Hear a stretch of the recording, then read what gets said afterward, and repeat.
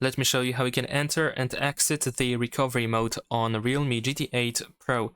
So the first thing that we're gonna do is we're gonna turn off our phone. I'm gonna use the power button and volume up button at the same time to open the power menu, and we're gonna slide it down in order to turn off the phone. Once the phone is completely off, you will have to press and hold the power button and volume down button. You will hold both of these buttons just like that, and just keep holding them until you open the recovery mode. So just keep holding these two buttons. It might take you a couple of seconds before it actually turns on. You can see the Realme logo, but you still want to hold these two buttons. And there we go. Now over here we have the recovery mode. I'm gonna actually go back because I have selected the Chinese language by accident, I believe.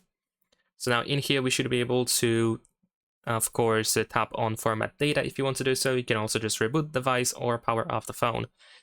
And if you want to exit the recovery mode, you can just simply tap on reboot device in here and then confirm that you want to do that. And there we go. That's pretty much it. Subscribe to my channel.